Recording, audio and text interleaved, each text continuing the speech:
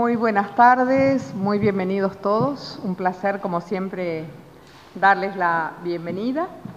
En esta ocasión, para presentarles al profesor Francesco Di Donato. El profesor Di Donato, obviamente, como su nombre lo indica, es italiano y es la Embajada de Italia y el Instituto Italiano de Cultura, cuya directora está aquí, María Mazza, los que nos han permitido hacer este puente de manera de poder disfrutar por un rato de los conocimientos del profesor Di Donato, que es increíblemente joven y que tiene una trayectoria importante en el campo de la historia de las instituciones y del pensamiento jurídico.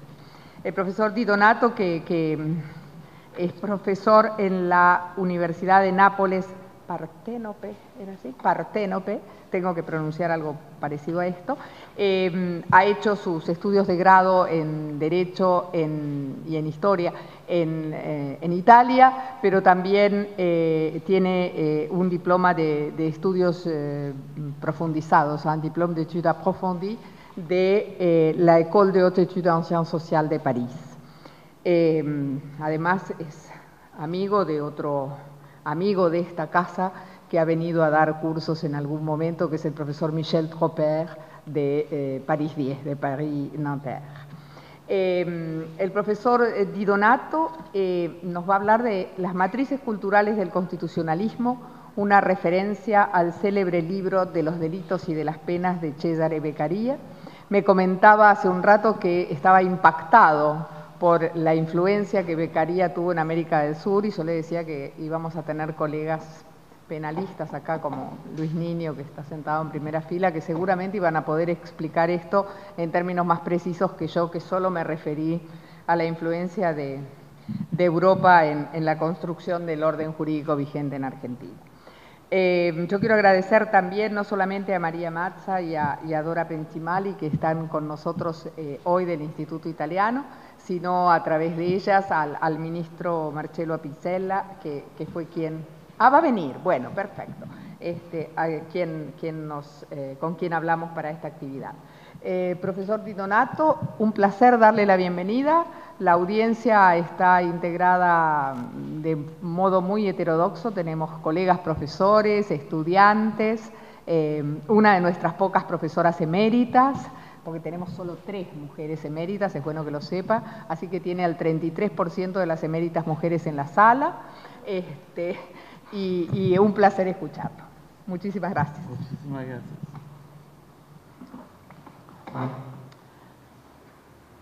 Al agradecer a los ilustres colegas por haberme invitado a esta sede universitaria de Buenos Aires, tan prestigiosa y distinguida, de la tierra del Papa Francisco.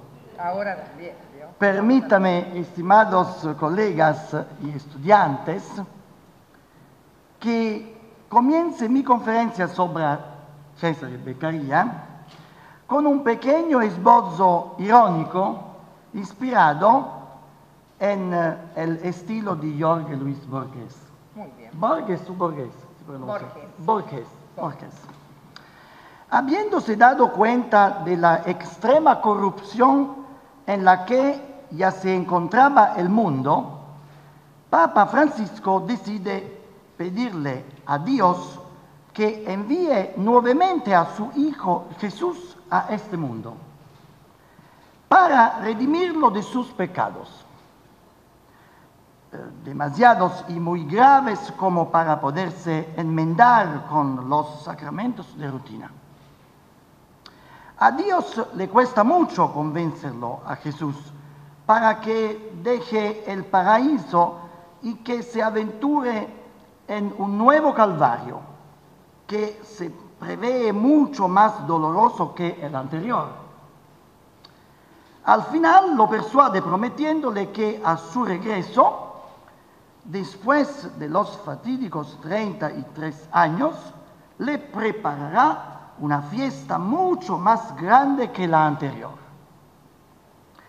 Así Jesús baja a la tierra, cumple su segunda pasión y al exacto vencimiento de sus 33 años, A la 9ª hora, en el paraíso, todos esperan que regrese con una mega celebración. Pero Jesús tarda y no aparece por las puertas del paraíso, por las puertas. San Pedro se preocupa por el retraso y advierte a Dios y a todos los santos. Nadie se explica el porqué de tal barbaridad. 1 hora y no pasa nada. 2 y no pasa nada. El tiempo sigue pasando, pero de Jesús ni la ombra. A la madrugada todos están cansados y le piden permiso al Señor para irse a descansar. Dios se lo concede y les comunica que los festejos se harán cuando vuelva Jesús. Pasan días, meses, años, pero Jesús no llega. Todos siguen con sus normales ocupaciones hasta que Jesús ya nadie se acuerda. Un buen día, después de casi 60 años,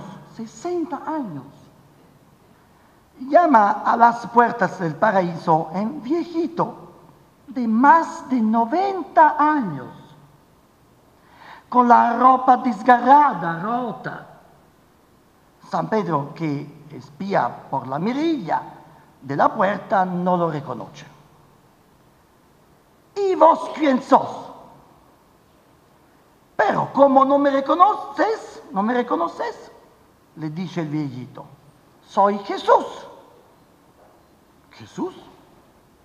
Dice San Pedro alzando los ojos con mirada inquisidora. ¿Qué Jesús? Jesús, el Hijo de Dios, le dice Jesús con decisión. Entonces San Pedro se da cuenta de haber metido la pata y dice, Jesús, pero qué mal que estás. ¿Y por qué con tanto retraso? No tenían que crucificarte hace 60 años. Y Jesús responde, San Pedro, sos un perfecto ignorante. ¿No sabes que hace 250 años, gracias a un tipo muy raro, un miserable marqués italiano, un tal Cesare Beccaria, se abolió la pena de muerte? Por eso me condenaron a cadena perpetua.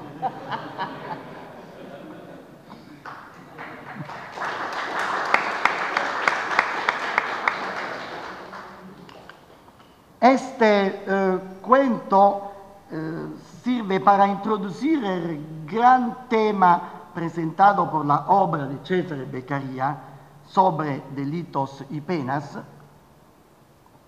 obra por la que se lo reconoce como el jurista filósofo que propugnó la abolición de la pena de muerte y de la tortura, que durante varios siglos habían sido los principales aterradores instrumentos de la Inquisición y que de la misma manera habían plasmado la mentalidad jurídica y el poder de los juristas togados. El origen de la obra es conocido. Se basa y se inspira en la Academia de los Puños.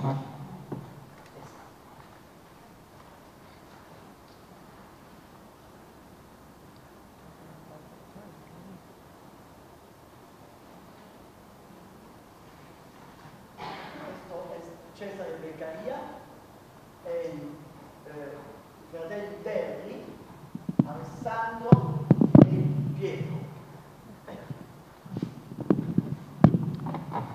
Una tertulia illustrata di Milano de la que formaban parte personajes como Paolo Frisi, Alfonso Longo, Giuseppe Visconti, y que fuera dominada por la personalidad de los hermanos Verri, Pietro, sobre todo, y Alessandro. Fue justamente Pietro Verri, personalidad fuerte e incisiva de la Ilustración lombarda, quien inspiró en el joven Cesare Beccaria la creación del pequeño tratado que lo destinaba a ser universalmente célebre. Beccaria tenía 26 años. Había nacido el 15 de marzo de 1738, cuando el dei delitti, los delitos, apareció anónimo en Livorno en el verano del 1764. El libro fue compuesto en pocos meses, desde marzo de 1763 hasta principios del año siguiente. Algo más de 100 páginas escritas con estilo mordaz y sarcástico del panfleto, en las que Beccaria, elaborando el pensamiento de los mayores filósofos ilustrados, Montesquieu, Helvétius, Buffon, Diderot, d'Alembert, Condillac, Hume, y naturalmente inspirándose en gran medida en Rousseau, plantea ingeniosamente una crítica aguda a la ideología jurídica de su época. Aquella forma mentis muy arraigada tenía una larga historia.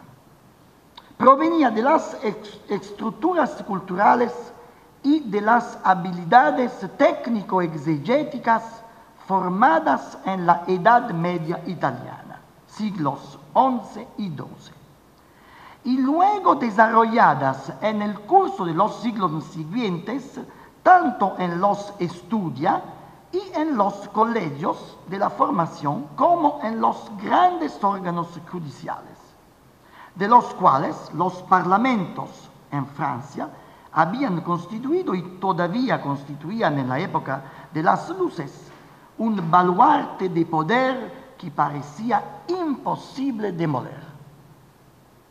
La magistratura se concebía como la verdadera columna principal del Estado monárquico absoluto.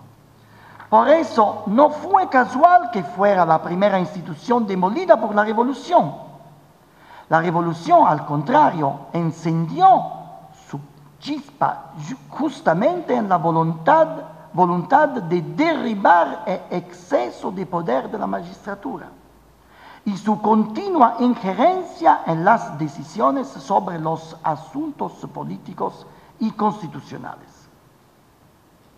En particular, contra aquella misma poderosa estructura de poder, los filósofos franceses y Rousseau lanzaron su sardónica polémica, el denominado persiflage, escarneciendo los rituales y las liturgias anacronistas y ridículas del mundo judicial y subrayando que debajo de aquellos pomposos procedimientos se escondía una feroz voluntad de potencia política oculta.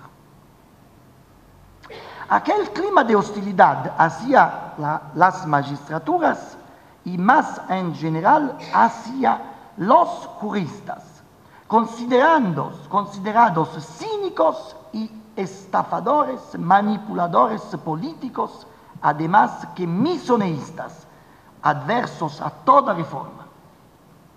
Pronto se habría extendido incluso fuera de Francia. Ya Ludovico Antonio Muratori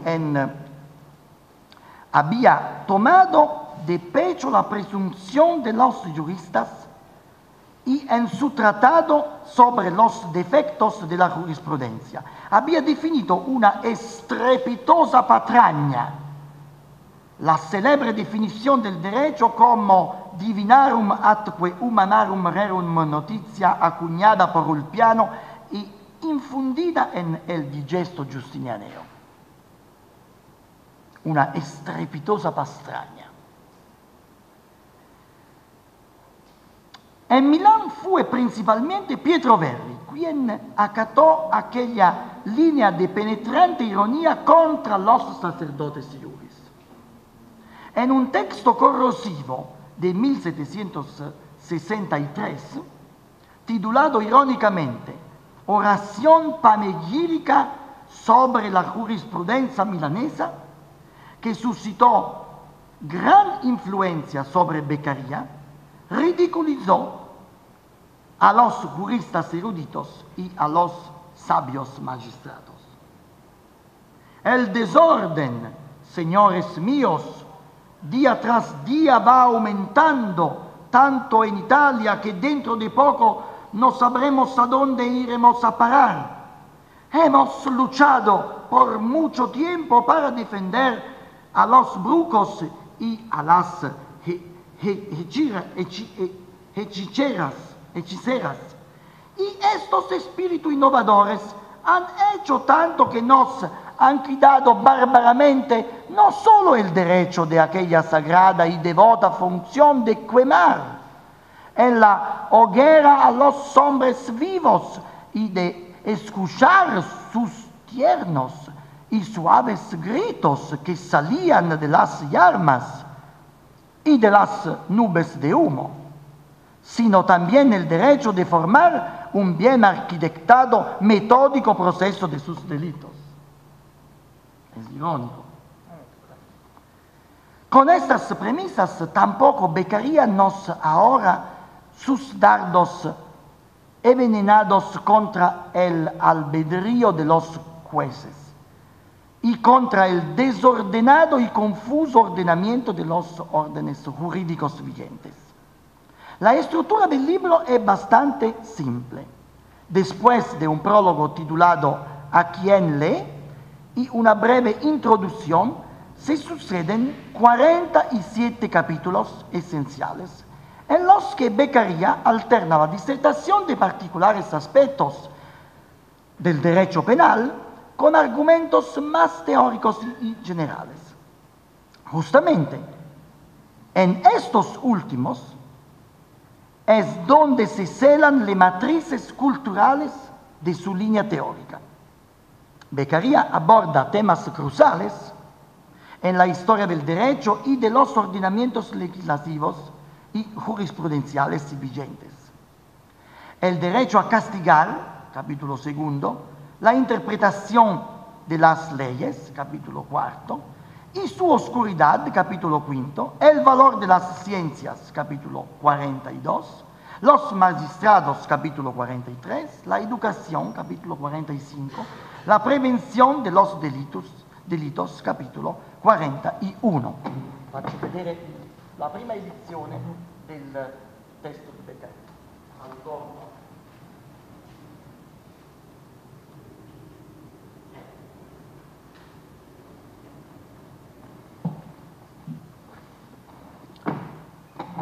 Contrariamente a la apariencia en estos fragmentos nodales, Beccaria a menudo aparece ambiguo y matizado. Hoy diríamos que la suya es una posición soft, blanda, mientras sobre los argumentos específicos pertinentes al derecho penal es directo e incisivo, sobre las cuestiones de método es decididamente más cauto y prudente, como si quisiera casi ocultar o atenuar las fuentes de su inspiración. Por ejemplo, si por un lado no duda en proferir injurias contra el derecho romano, por el otro acepta con ostentada sumisión la coexistencia junto al derecho positivo y convencional de un derecho divino y natural, ambos intangibles y eternos, por lo tanto portadores de verdades incontrovertibles. Este desajuste parece evidente, y lo confirma el mismo Beccaria escribiéndole a Pietro Verri, que deseaba ser el defensor de los hombres, pero no el mártir. O sea, se mantuvo bien debajo de la fuerza de choque de Rousseau en Francia e incluso en la innovación relativa a los aspectos penales intentó, sobre el problema más general del conocimiento, una mediación con el viejo mundo y con las mentalidades consolidadas. Defendió, por ejemplo, ingenuamente, el método matemático geométrico, el antiguo y consumido esprit de geometría. Este es un punto muy importante. Y no tomó una clara posición por el método experimental, que desde Newton en adelante se impulsó como la forma mentis más innovativa. Fue principalmente este aspecto el que determinó en Francia el debate en torno a la obra beccariana. El traductor francés Morellet, un intelectual bien integrado en el debate filosófico y político, dándose cuenta de la dificultad que emergía de las páginas de los delitos, tomó una decisión firme y autónoma. Habría enmendado el texto de Beccaria, borrando o atenuando fuertemente la versión francesa todas las referencias al esprit de geometría y al matematismo como método de conocimiento a priori.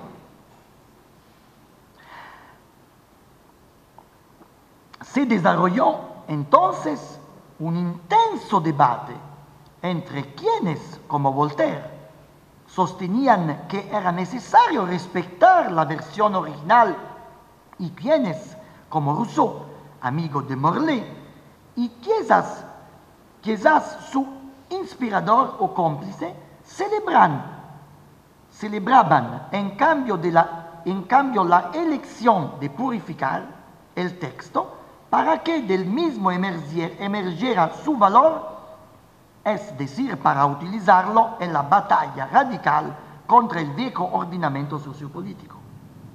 Tras estas dos opciones, se ocultaban dos interpretaciones diferentes y dos divergentes líneas estratégicas de política cultural. Por un lado existía una idea más blanda y gradual, se podría decir más política. El vate de Ferney, Voltaire, sostenía que los aspectos paradistas íncitos en las obras de Beccaria, como la defensa del método matemático o del derecho natural divino o la existencia de verdades incontrovertibles, pudieran en general favorecer la aceptación y la difusión en los entornos sociales abiertos e interesados en los nuevos métodos, aun siendo políticamente prudentes, de las ideas ilustrado-liberales frontalmente críticas de prácticas judiciarias consideradas arcaicas y barbáricas. Por otro lado, en cambio, existía el Radical Enlightenment, muy bien estudiado no hace muchos años por Jonathan Israel. Según esta tendencia más hard, no se debía ceder a mediaciones de ningún tipo y usar abiertamente contra el viejo mundo la clava demolitoria. En fin, se puede observar que el éxito francés de los delitos, que impulsó su difusión planetaria, paradójicamente, se debió más a sus defectos que a sus cualidades. Es un paradoxo.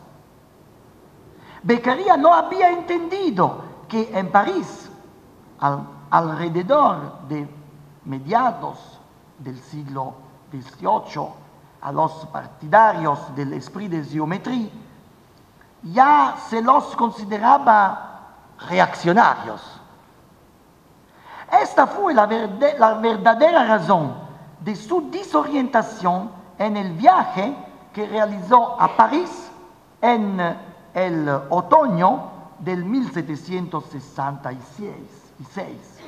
Un viaje desastroso que puso a Beccaria en gran dificultad por su total incapacidad de afrontar aquel debate que implicaba problemas filosóficos fuera de su alcance. Como escribió el gran historiador italiano de la Ilustración, Franco Venturi, el de Beccaria fue un viaje que debía consagrarlo en la gloria. En cambio, esclavo de su sensibilidad y de sus sentimientos, se rebeló y regresó con antelación a Milán. Se sucedieron las ironías francesas, la sorpresa general, la indiferencia de su propia mujer, la brusca condena de los Verri. En definitiva, el encuentro directo con los Lumieres en carne y hueso fue para Beccaria un desastre personal. En realidad, la devaluación total del matematismo en el ámbito de una más general e incisiva crítica de los saberes metafísicos y absolutos ya había emergido antes del newtonianismo y de los enciclopedistas d'Alembert y Diderot. La crisis del matematismo fue la última y más fina expresión de la crítica del valor ontológico del pensamiento, ya que apostando sobre el hecho que el cálculo matemático es preciso e indiscutible, se acreditó la certeza que el pensamiento humano podía alcanzar lo absoluto. Por lo tanto, por vías matemáticas, el hombre quedó anclado solitamente a los fundamentos aristotélicos, o sea, al principal vehículo de la veritas metafísico-cristianas. Al contrario, la escepsis metodológica fue indicada por una amplia línea de pensamiento que desde la Edad Media, exactamente a partir de Rocellino de Compiègne y de su genial discípulo Pietro Abelardo, había llegado a través de Occam, Valla y Maquiavelo hasta Michel de Montaigne, influenciando hasta un pensador radicalmente cristiano como Blaise Pascal, para quien Deus est absconditus. La verdad, pues, no pudo manifestarse sino a través de la fe, jamás por observación fenoménica. Este método había devaluado los conceptos universales, considerándolos nada más que amflatus vocis. De esa manera, anulando toda pretensión de saber absoluto de nuestro pensamiento, se reducía a nivel antropológico toda la vida espiritual del hombre, sin menospreciar por ellos su sentido. Espíritu y materia ya no estaban, como en la cultura medieval, divididos y separados. Así se le atribuyó al pensamiento y al conocimiento humano una consistencia corpórea y material que exaltaba el papel de fuerza vital del proceso de civilización.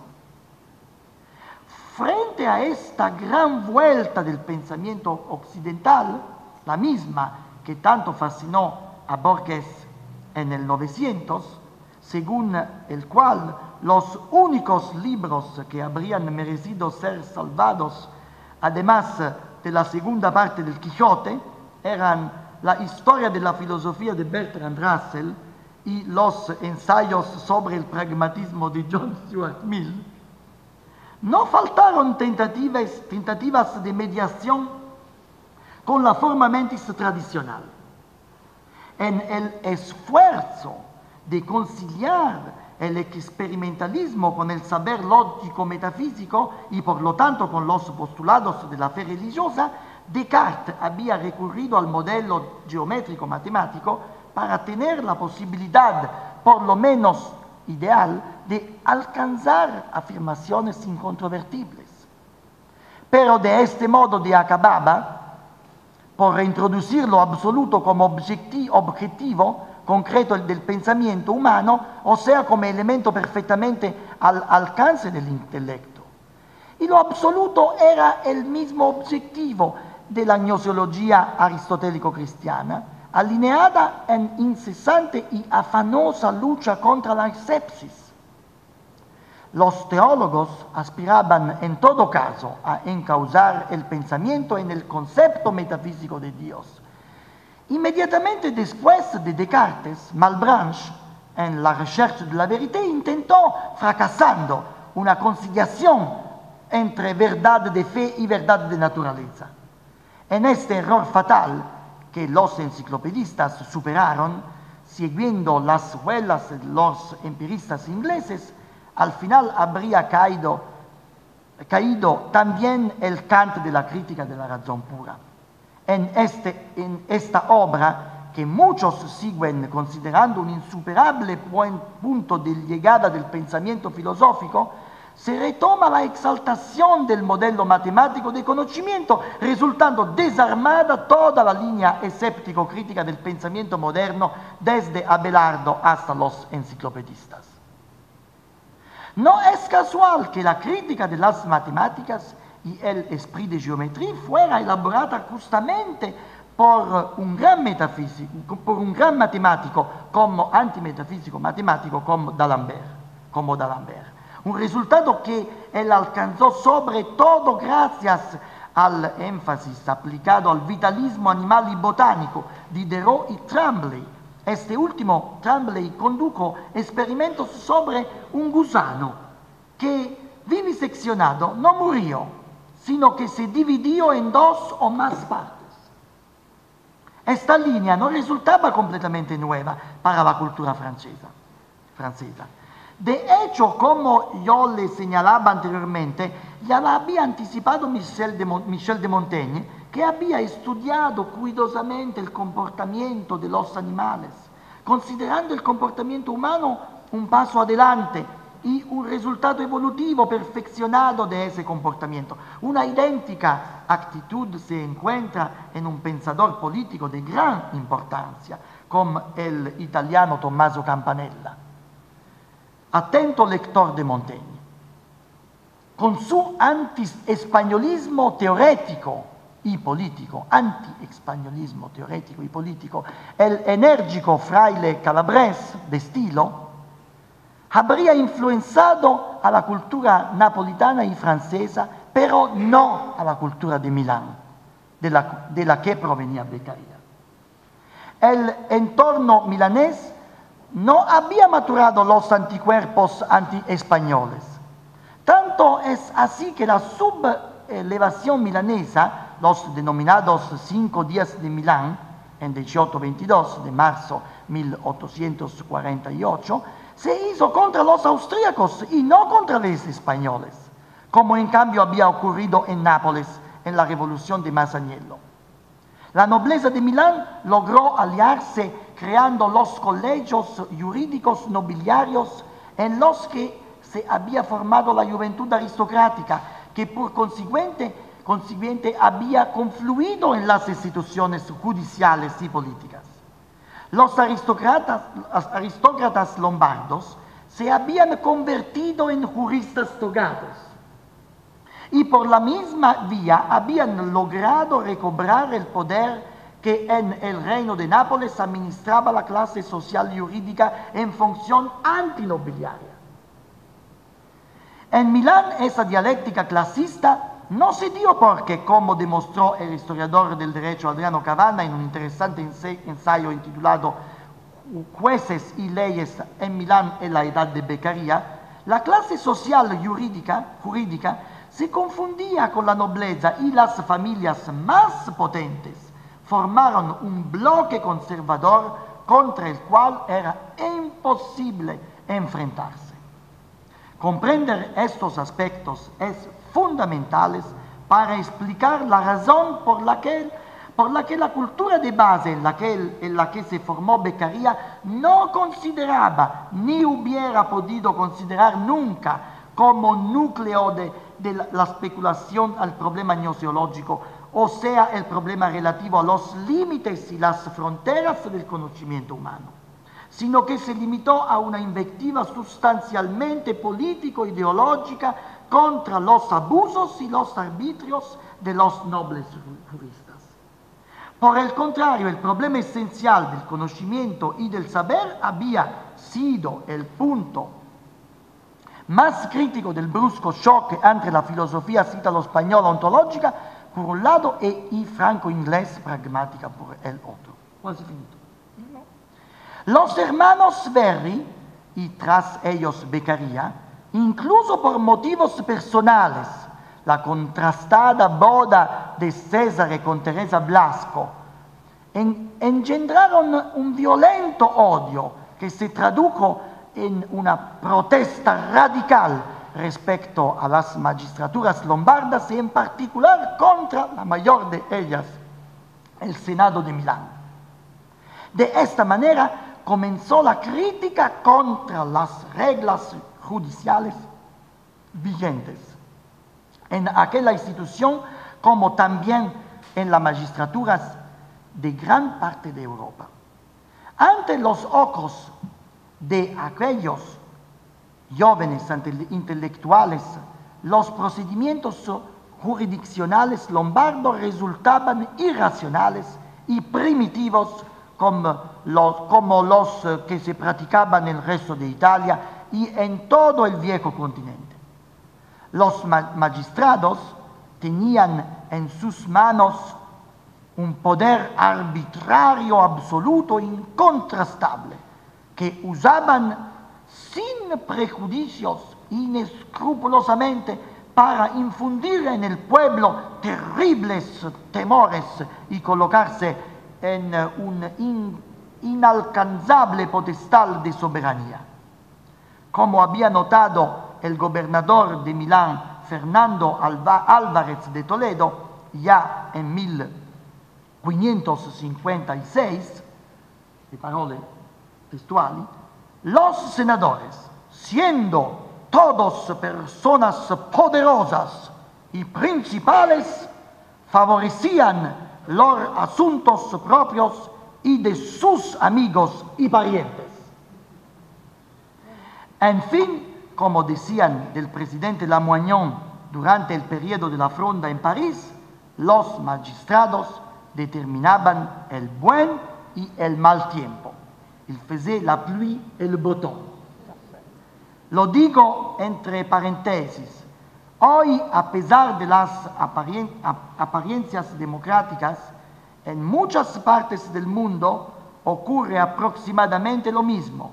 El poder judicial está desenfrenado e irrumpe en todos los ámbitos de la vida social e individual, como han demostrado dos acreditados estudiosos ingleses, Tate y Ballinger.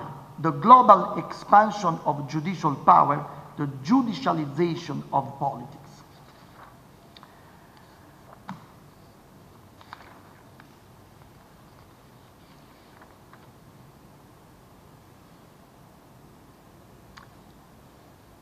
El amor por lo relativo es el fundamento de la investigación. Y la investigación es el fundamento de la sociedad moderna. Esta sociedad, en todo caso y con todos sus defectos, como bien sabe quien practica las disciplinas históricas, aquella en la que la vida es menos peligrosa y más agradable, más larga y más pacífica. Aquella en la que los seres humanos pueden realizar con menor dificultad sus propios sueños y sus propias aspiraciones, incluso las que parecían más inalcanzables e imposibles, aquella en la que las condiciones higiénicas alcanzaron estándares elevados, aquella en las que la atención médica sanitaria es más eficaz,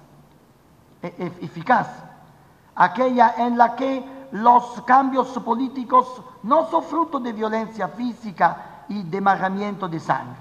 En síntesis, aquella en la que el proceso de civilización, para usar la célebre expresión de Norbert Elias, determinado sobre todo por el desarrollo prodigioso de la estatualidad, se afirma con mayor arraigamiento, produciendo aquellos efectos benéficos que muchos estudiosos, desde Talcott Parsons, han descrito con gran eficacia, sintetizándolos en el concepto de sistema social.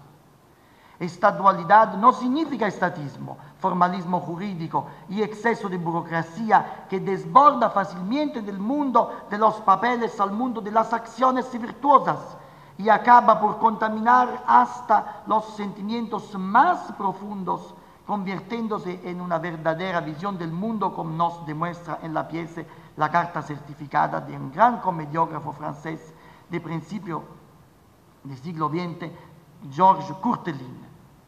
Estatualidad significa, en cambio, el espíritu de las instituciones, para usar la expresión de Denis Richet, uno de los maestros de la historiografía francesa. Tendencia a la cooperación social y a la solidaridad para con los semejantes y para con todas las formas de la vida que coexisten con nosotros. El mundo actual, que hoy parece vivir en profunda crisis y en un consiguiente momento de preocupación, aún así sigue siendo un depot. Empleo con entusiasmo el término que Montesquieu utilizó para el saber jurídico. Depósito de saberes, de sentimientos políticos, de gustos estéticos, de estructuras racionales, que solo un ataque de absoluta locura podría desconocer y destruir. Nadie puede negar que atravesamos un momento de profunda crisis, que no es solo económica, sino que encierra en sí las prisiones y las aspiraciones a un orden social más correcto y amplio, donde la riqueza se distribuya mejor y las desigualdades disminuyan en vez de aumentar. Sin embargo, nadie podría cambiar este cono de sombra con la oscuridad total y sin esperanza. Un realismo que hoy también Papa Francisco abraza sin titubeos y sin distinciones. En su encíclica Evangelii Gaudium, párrafo 231, conjugándose casi literalmente con la línea de Maquiavelo, absurdo, ha escrito palabras de una importancia capital en la larga historia de la Iglesia de Roma. Palabras que si hubieran sido pronunciadas primero por un papa habrían ahorrado inútiles matanzas e inocentes mártires del libre pensamiento. Escuchen, parece increíble, pero en nuestro tiempo ocurren cosas extraordinarias, a pesar de que a menudo no nos enteremos. Existe, escribe Bergoglio, una tensión bipolar entre la idea y la realidad. La realidad simplemente es, la idea se elabora. Entre las dos se debe instaurar un diálogo constante, evitando que la idea termine separándose de la realidad. Es peligroso vivir en el reino de la sola palabra, de la imagen del sofisma. De aquí que haya que postular en tercer principio, la realidad es superior a la idea. Esto supone evitar diversas formas de ocultar la realidad. Es con este espíritu científico y realista, fundido con la orientación hacia el progreso y profundizando cada vez más un gran sentido de humanidad y de respeto por todos los seres vivientes y por sus legítimas aspiraciones y por el entorno en el que estamos sumergidos, que debe animarnos reflexionando críticamente sobre las experiencias de nuestra historia y de nuestra cultura, para recapacitar sobre el nuevo derecho del futuro. Gracias a todos por la paciencia que han tenido y disculpen por mi pésimo castellano.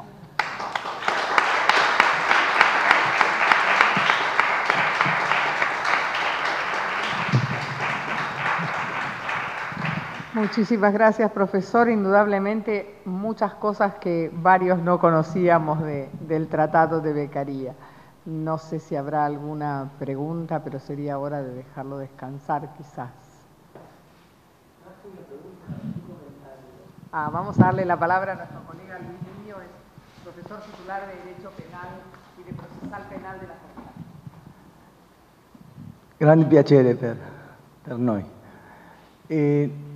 Realmente para los penalistas es de absoluta actualidad Beccaria, porque hay un sinnúmero de razones para que esa vigencia permanezca.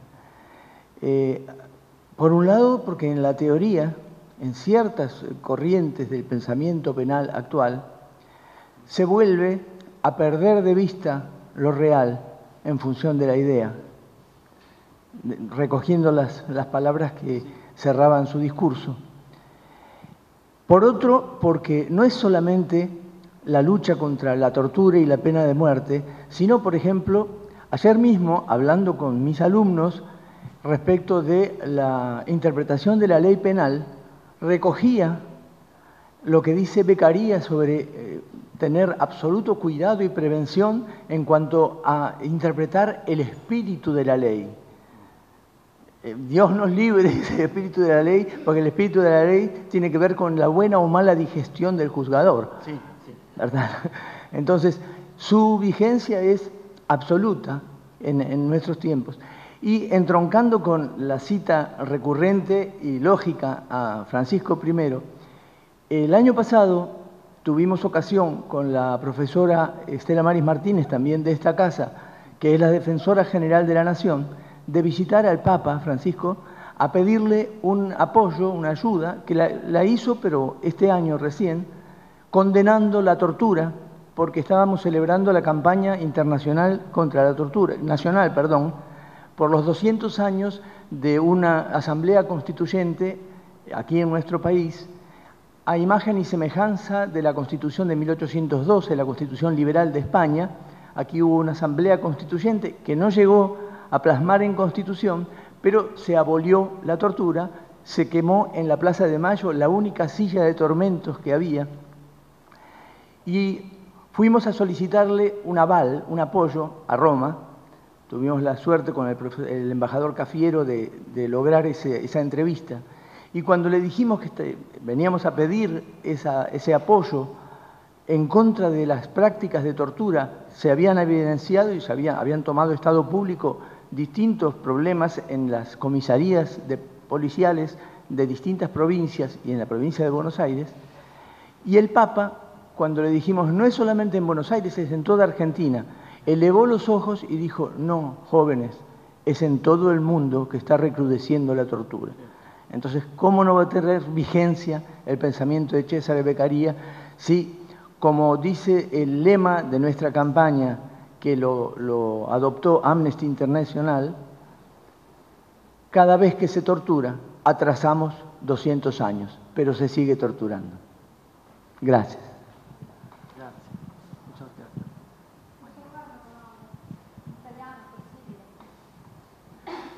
Allora volevo dire, per non cadere nel dogmatismo, Secondo me bisogna tenere presente che ogni verità per sua natura, nel momento in cui è sancita e emanata, viene superata, perché in effetti la realtà, che comprende poi anche il pensiero, non è statica.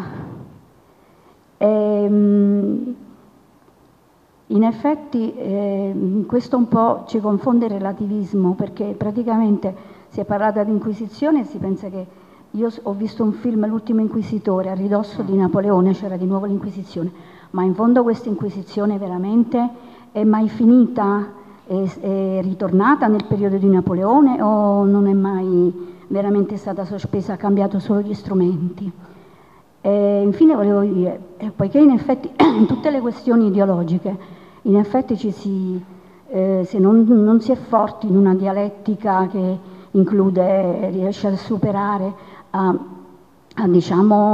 contemperare la teoria e la prassi insomma, dialetticamente, oppure principio di realtà, diceva Freud, e principio di piacere. Per districarsi da questo si può pensare che questo Beccaria potesse fare una scelta ed essere o tecnico o ideologo. Vabbè, questa è un'astrazione, comunque un po' una provocazione, perché non mi so esprimere diversamente. Perché certo andarsi a imbattere poi nella questione ontologica non se ne esce. E allora uno non affronta il problema a questo punto. Questo è tutto. Grazie. Vuoi tradurre? Dora va a tradurre.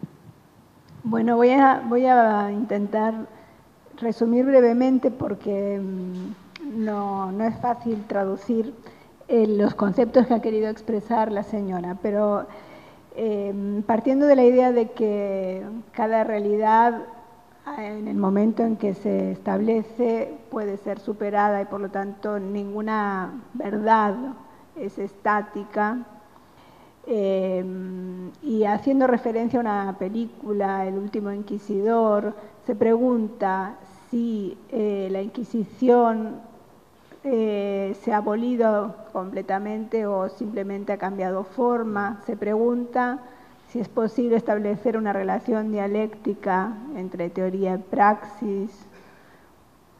Y se pregunta en definitiva si Beccaria no tuvo que hacer en su práctica, digamos, en la forma de enfocar su propia teoría, una elección entre técnica e ideología. No sé si he sido suficientemente clara, pero espero haber podido ayudar un poquito al debate. Allora, io mi scuso per non rispondere in spagnolo o in castigliano, e magari tu mi fai la traduzione simultanea. Sì. Bene. Allora, prima di tutto vorrei ringraziare molto il professore, collega emerito, per questa bellissima, oserei dire piccola, bellissima lezione concentrata di non solo diritto penale, ma che mostra come a volte i penalisti siano più avanti anche dei teorici del diritto, perché mettono insieme, si sforzano di mettere insieme il livello della tecnica giuridica, della tecnica di interpretazione, dell'esegesi, con quello che Montesquieu chiama lo spirito della legge, cioè con l'immenso mondo che c'è sotto un dettato normativo. Non voglio fare troppo lungo perché sennò poi ti do più difficoltà magari. Sí, agradece al profesor emérito por esa breve clase comentada de Derecho Penal, donde queda demostrado que en general los penalistas están prácticamente más avanzados o más sumergidos en el espíritu de la ley. Detto questo, il mio problema di storico e teorico del diritto è, per un verso, sul piano teorico, la distinzione tra fatti e valori, cioè tra constatazione della realtà, quella che Machiavelli chiama la realtà effettuale, e quello che invece è il dover essere, sul piano dei valori, quindi dell'aspirazione. Una cosa è l'osservazione del mondo come va, e un'altra cosa è l'aspirazione perché il mondo vada meglio di come va. Perdón. Bueno, por su parte, en cuanto histórico del derecho, su problema, su pregunta, se divide en dos ámbitos. Uno tiene que ver con la distinción entre realidad y el plano de los valores o de las aspiraciones. Es decir, hay como un pensamiento dialéctico entre lo que la realidad es y cómo debería ser. Personalmente sono molto incantato, molto favorevolmente impressionato dal suo approccio, perché non è molto frequente nei giuristi di tutto il mondo, non soltanto in Argentina o in Italia, in tutto il mondo, la forma mentis del giurista. Io ho studiato per 30 anni la forma mentis del giurista, ho cercato di capire per mestiere proprio che cosa passa nella testa del giurista. Mi sono reso conto che le tre difficoltà più grosse del mondo sono: la prima è sapere che cosa c'è nella testa di Dio, la seconda è sapere che cosa c'è nella testa dei giuristi, e la terza è sapere cosa c'è nella testa di mia moglie. Non ho capito nessuna delle tre.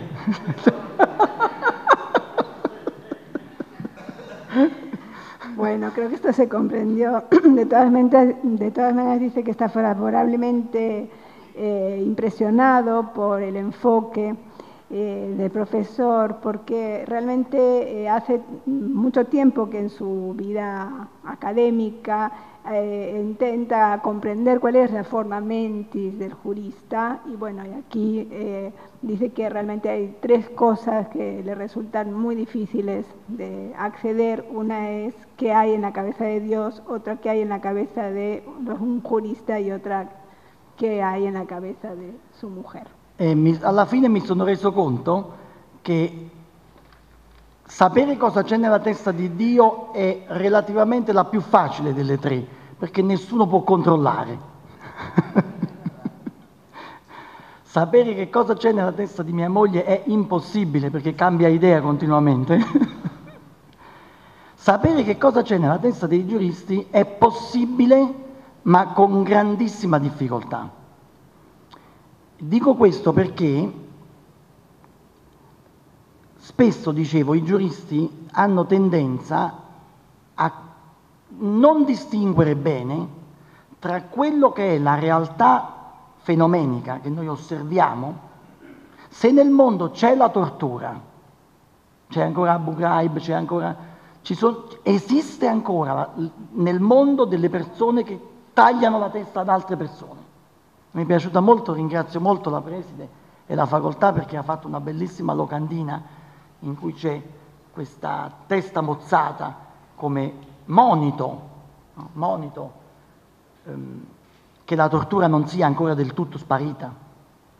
Il giorno in cui la tortura sparirà dal mondo, forse avremo fatto un passo avanti enorme per la realizzazione di un diritto che sia degno di questo nome. Però quel giorno non c'è ancora. E quindi c'è uno sforzo da una parte dei giuristi di lavorare per fare in modo che si creino delle strutture giuridiche sia a livello legislativo sia a livello giurisprudenziale, per cui sia più difficile realizzare nella realtà la tortura. Però il fatto che ci siano delle norme, le più perfette possibili, non è ancora sufficiente per evitare che la realtà arrivi.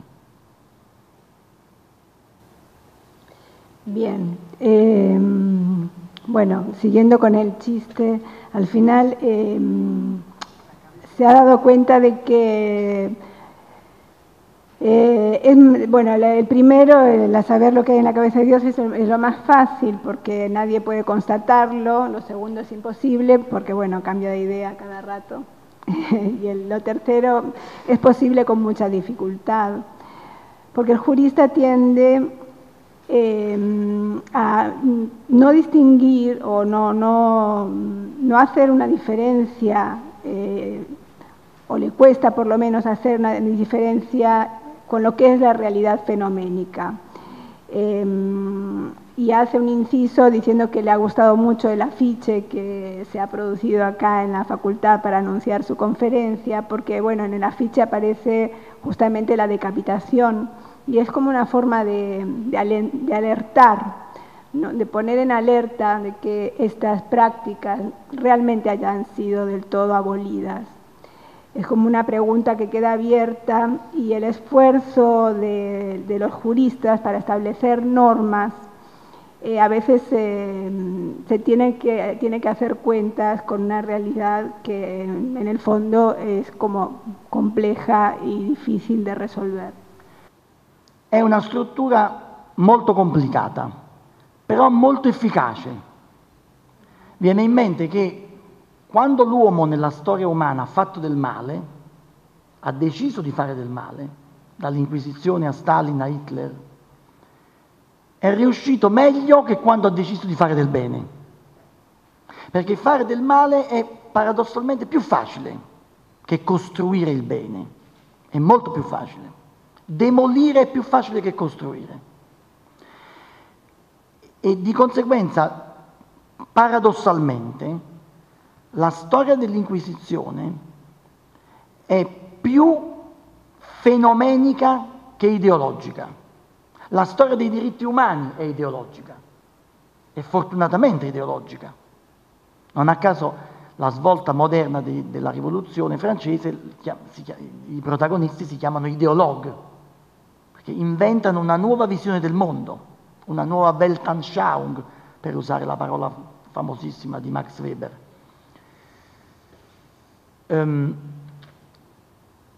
L'Inquisizione è una struttura innanzitutto mentale, prima che fattuale, ed è una struttura mentale molto efficace, perché è una struttura mentale che funziona così, grosso modo.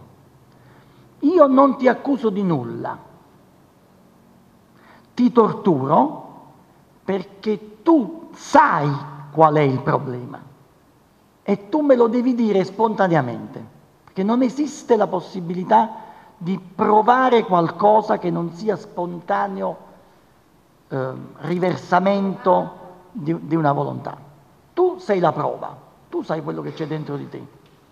Io intanto ti sbatto in galera, ti torturo in modo tale che tu possa dirmi qual è la verità, qual è il capo d'accusa. E da questo punto di vista la polemica di Beccaria è fondamentalissima, perché, come lei giustamente ha ricordato, si fonda sul testo normativo. Io ti posso accusare non perché c'è un'interpretazione del giurista, che può essere appunto come in mente Dei. Il giurista, essendo un frammento di Dio, può dire quello che vuole, perché nessuno può controllare, nessuno può sapere se è giusto o non è giusto, perché una volta a Tolosa, nel 1532, un imputato è stato condannato a pena lieve, una piccola pena, un'ammenda. Si è permesso di chiedere ai giudici il motivo per cui fosse stato condannato, il motivo che era alla base della sentenza. I giudici del Parlamento di Tolosa, questo episodio molto importante è raccontato e narrato da un grande giurista tolosano del Cinquecento, Menard, latinizzato Mainardus. I giudici del Parlamento di Tolosa, per il solo fatto che questo signore aveva osato chiedere alla Corte, emanazione della volontà divina, il motivo della sentenza che lo aveva condannato a pena lieve, viene condannato a morte. Noi ti dobbiamo ammazzare perché tu hai osato sfidare non noi, ma chi c'è dietro di noi, cioè la divinità. Siccome noi siamo dei sacerdoti della divinità e con il nostro sapere giuridico, la nostra sentenza, siamo un frammento della divinità, domandando il motivo, tu hai sfidato la divinità. Quindi il tuo è un delitto di lesa maestà divina. Scusami che sono stato un po'... Bueno, voy a ser breve, intentaré sintetizar. Bueno, el profesor se reconduce a los comentarios de la señora para comentar que la estructura de la Inquisición es muy compleja. Es muy compleja y muy eficaz.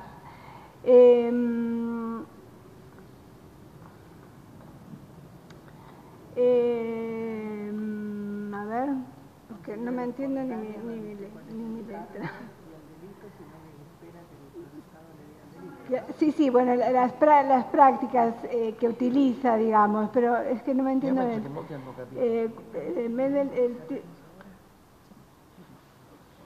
Bueno, no, es que quería comentar esto, que habla de la capacidad de destrucción, es decir, que durante el tiempo él se ha dado cuenta que el hombre es mucho más eficaz cuando quiere hacer el mal que cuando quiere hacer el bien, o sea que la capacidad de destrucción es mucho más eficaz que la capacidad de construcción, y que la historia, digamos, de la Inquisición tiene que ver con una cuestión, digamos, no tanto ideológica, sino de una maquinaria, que es una estructura, justamente como decíamos, muy eficaz, que se basa en yo no te acuso de nada, tú sabes cuál es tu culpa, por lo tanto me la tienes que poder confesar espontáneamente. En este sentido, la polémica de Beccaria, sus escritos son importantes porque se fundan en el texto jurídico.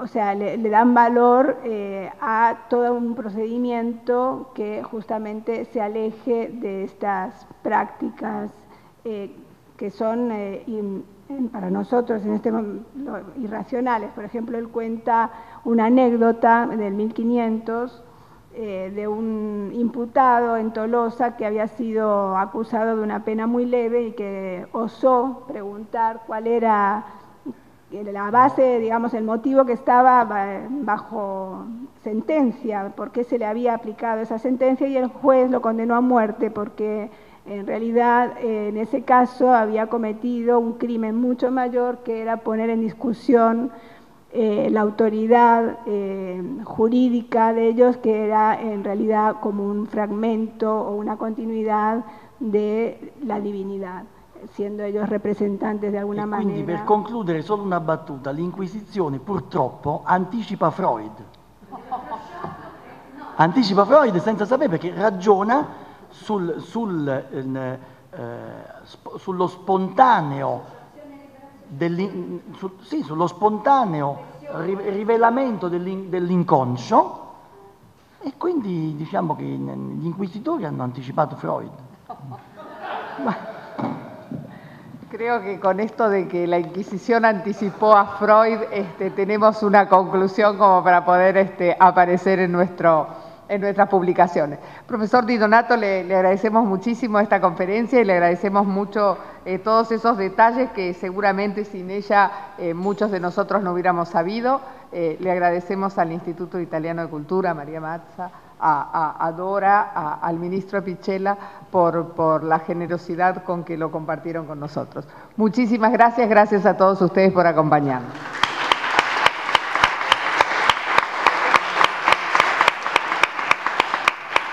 No, al contrario, al contrario.